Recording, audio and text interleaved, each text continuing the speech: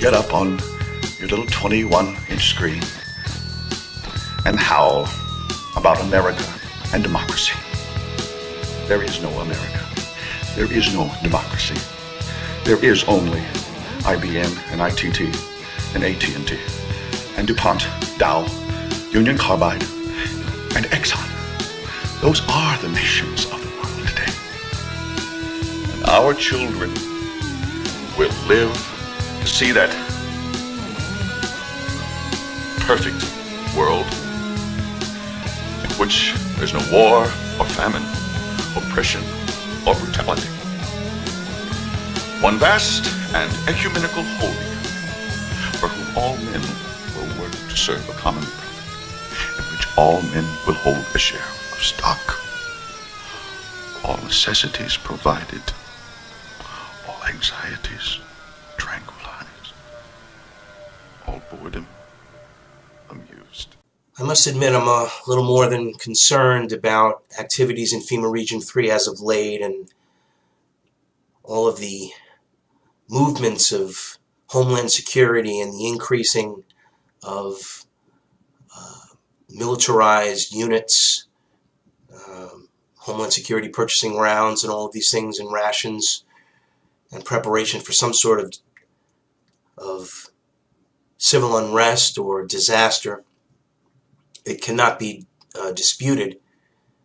Videos have been pervading the internet. I did a piece a couple weeks back that's gotten thousands and thousands and thousands and thousands of views and hundreds of comments that have confirmed an overabundance of activity in this area. And of course we have the World Bank. We Are Change Connecticut interviewed World Banker Karen Hudis, and that's in the catalog at Truth Talk News.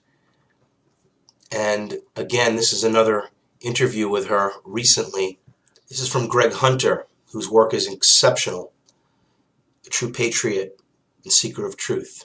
Well, it's pretty clear where we're headed, and that is to something called permanent gold backwardation. That's a fancy word for people lose confidence in paper currency, because paper currency is exactly that. It's paper. And as long as people think that it's worth money, but currency is something which has to be legal tender. That's the first thing. You have to be allowed to use it as money. But the second thing is that it has to be worth something. It has to be valuable. And if the economic system is such that people lose confidence, and that's where we are, and I can say that because the world's foremost monetary economist, Antal Fekete, who specializes in gold, has been warning us that we're headed to permanent gold backwardation. That means that it's a technical term for traders, that the value of the currency in the future is less than the value today. And that's impossible, because what that would mean is that a trader would earn money no matter what he did. And that's not a tenable situation. So what happened in July was that the banks, the central banks that like to make money by leasing their gold, they stopped doing that because the risk that they would get their gold back at the end of the lease term was unacceptable. So this is a situation that doesn't happen that often. It happened just before we went off the gold standard in 1970. It's a sign of weakness in the fiat currency. Fiat means you just issue it. By decree. When you say backwardation, it means that the today price is worth more than the future price. It should be the opposite, or the other way around. That today price should be less than December gold or January gold or March 2014 gold. That's what you're saying. You're saying the gold on the barrelhead is worth more right now today than anything in the future. That's backwardation. Not only that, but when you try to purchase gold today, you usually have to pay a premium for immediate delivery. And you see people lining up in the Asian countries. And one of the reasons that they do this is because they have an experience of when, at a certain point, people who have gold will not sell it at any price because they expect that paper is paper and they have zero confidence in the currencies. When you get into permanent gold backwardation, this is not just a bad event. This is like the meltdown of all meltdowns. What it means is that you cannot finance international trade. Just think about what that would mean in terms of the jobless rates. It's going to make any depression that we ever had, the 30s, 2008, pale in comparison. And we just can't go there. You have to fix the problem before you get there. So that's something that we ought to be talking about. How do you fix the problem? Well, before we get to the how to fix the problem, let's talk about the problem. And when you say that international trade, we won't be able to have anything in it, be able to conduct international trade, that means that we have to pay somebody in gold. We have to pay somebody in dollars backed by gold or something where they know that people know that they're going to get paid something real, not just some printed money. Is that what you're saying? Well, there has to be a convention on it. You have to have agreed that that's what you're going to be doing. And that's not the way international trade is normally conducted. Although now we have a situation with the BRICS countries. That's Brazil, Russia, India, China, and South Africa. They've agreed that their trade, which accounts for 25% of world trade, their trade is no longer going to be financed in dollars. It's going to be offset. That means barter.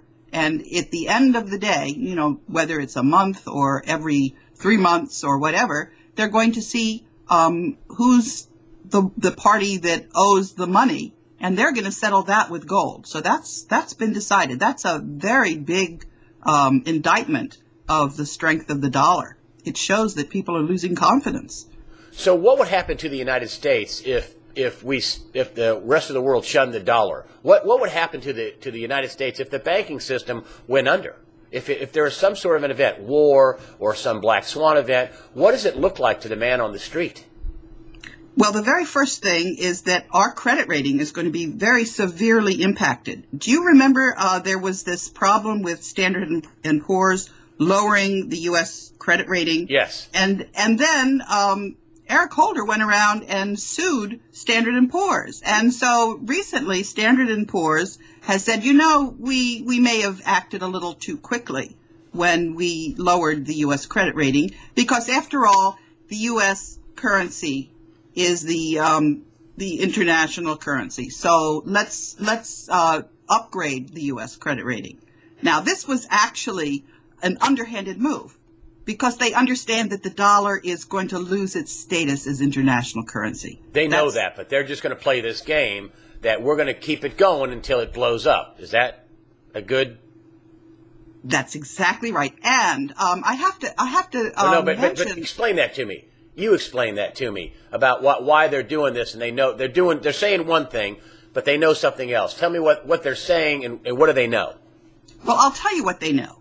They know everything about my case, because S&P and the other credit ratings, and Fitch ratings, and also Moody's, because a UK lawyer advised me to start informing the credit rating agencies in detail about my case when the UK Parliament mentioned that there was this problem of corruption at the World Bank, and the World Bank did not resolve the problem, because this lawyer did not want the Parliament to be out ahead of the rest of the world. So what happened is that Standard & Poor's lowered the credit rating, but the other two credit rating agencies just sort of sat there. And, I had been briefing them very regularly. I just received an email that there's a fourth credit rating agency that's about to be started by the Russians and the Chinese and some commercial interests in the United States. Now, this entity, you better believe, the U.S. credit rating is not going to be AA plus. That's right. It's going to go down. And that's right. And what happened, unless we embrace the rule of law, unless we clean up this corruption, and a lot of this corruption is coming from the Federal Reserve, but I would have to say the lion's share is coming from the Vatican, from the Jesuits. Bingo. Now there's some truth. The Jesuits, the Vatican, the P2 Masonic Lodge. So we have got to, and there's been something called state capture, which is to say that our legislature and our governmental institutions have been co-opted. And as an example of that, the Federal Reserve, the entities that own the Federal Reserve, own and control the media, the mainstream media, so that the public is deliberately misinformed and kept from learning a lot of what we're talking about today. But what happens to the man on the street? Let's get granular. What happens to the man on the street if the banking system fails? What happens to America? Well, let's look at the credit rating first, which is to say if your credit rating tanks, you have to pay a higher interest rate. Now look at the growing debt, and with the imbalance in our budget, the debt is only getting larger.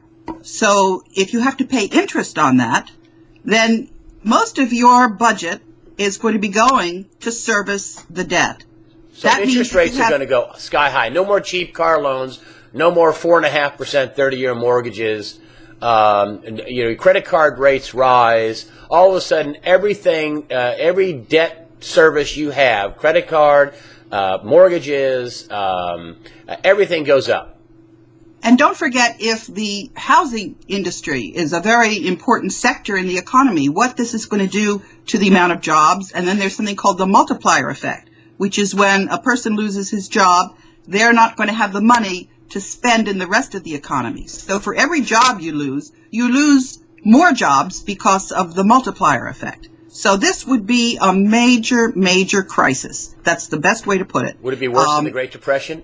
And explain how much unemployment, how much grief, would there be social unrest? Tell me about that. It would make everything that we have experienced up until now look like nothing happened. It would be of that dimension. Now, as you know, well, wait. I don't want to, but explain it. Paint a picture for me. What kind of things would be happening in the economy for John Q. Public? What would happen? I mean, would there be mass unemployment? Would there be social unrest? What would happen? Would checks stop going out to Social Security recipients and pensions? Would the banks implode? Would there be any banks left? I want to talk about that. What would happen? The banks would be bankrupt. And if the banks are bankrupt, when you go to your ATM and you try to get money out, you push the button and nothing comes out. Yes? That's what would happen. Just think about it. And then what about unemployment? And the banks that issued your credit card, well, Go ahead. It would make what happened in the Depression look like nothing happened. And we've seen countries where this is going on. We've seen them. So look at what's going on in Greece, for example. Would your paper dollars that you had out of the bank, would that be worth anything? You would have to give many, many of them to purchase the same things. In Argentina, for example, I was working in Argentina when they had a terrible collapse of their currency, and the prices would change on a daily basis. They would double. There would be zeros added at the end of the money. You would have to go around with a stack this high to buy a piece of fruit. Your World Bank buddies say, "Oh yeah, it's being suppressed. The price of gold is being suppressed." How long can they keep suppressing gold and silver? How long can they do that for? Some people say, "Hey, it's about to end." It's market manipulation. Right? That's a fact. It's illegal. What's happening is they're offering gold many times the amount of gold that's actually existing in the world. That's called a naked short. That's illegal. They're breaking the law. Karen Hudis, a former World Counsel for the World Bank for 20 years. KarenHudis.net. Thank you so much for joining us today on USAWatchdog.com.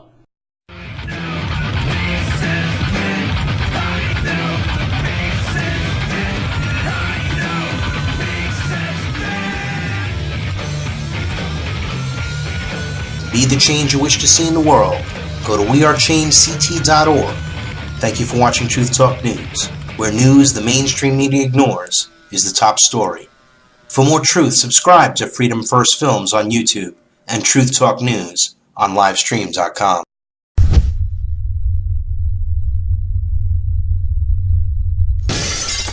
You get up on your little 21-inch screen and howl about America and democracy. There is no America. There is no democracy. There is only IBM and ITT. Homeland Security purchasing rounds and all of these things and rations and preparation for some sort of civil unrest or disaster. It cannot be disputed. Videos have been pervading the internet. All bored and amused.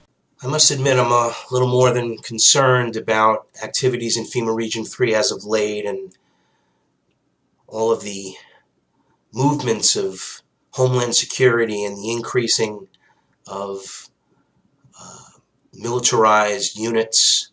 Oppression or brutality. One vast and ecumenical holy, for whom all men will work to serve a common profit, in which all men will hold a share of stock, all necessities provided, all anxieties tranquilized. And AT&T, and DuPont, Dow, Union Carbide, and Exxon, those are the nations of the world today. And our children will live to see that perfect world in which there's no war or famine.